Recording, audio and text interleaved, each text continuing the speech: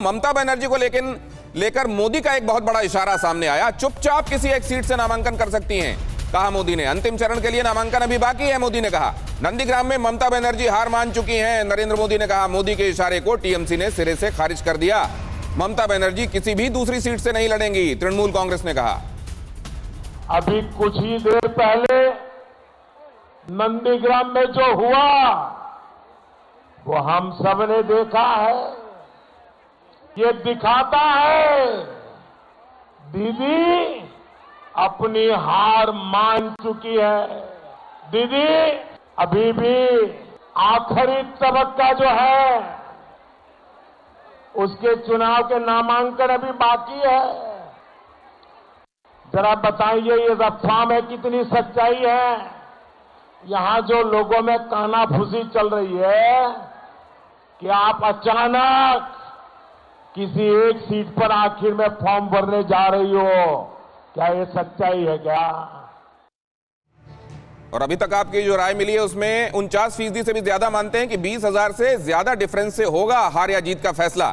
जबकि शुभेंदु अधिकारी ने तो कहा था कि 50,000 से कम अगर मैं जीतूंगा तो फिर 50,000 से कम अंतर में तो मैं राजनीति ही छोड़ दूंगा। डॉक्टर निखिल, बहरहाल ये जो बात कही प्रधानमंत्री ने कि अगर कहीं और से नामांकन भरना है तो वो कर सकती हैं, उसकी तैयारी बताएं, इस अफवाह में कितना दम है। जब ये बात सुनी होगी तृणमूल कांग्रेस ने तो उसे ये लगा होगा कि यहां चुनाव चल रहे हैं और यहां को संबोधित करते हुए बात कही जा रही है।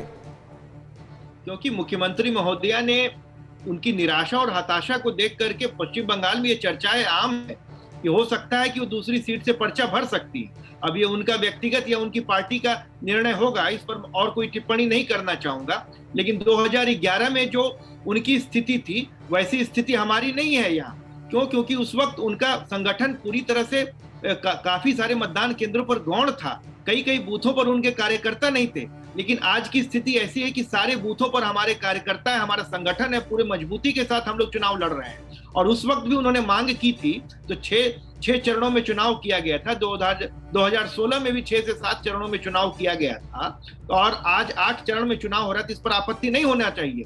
जहां तक लेफ्ट के चोपड़ा जी ने जो प्रश्न उठाया उसमें ये कह दूं, बेरोजगारी भत्ते के लिए आप लोग जो आंदोलन कर रहे हैं, बेरोजगारी को दूर करने के लिए करिए ना, भत्ते के लिए क्यों करते हैं?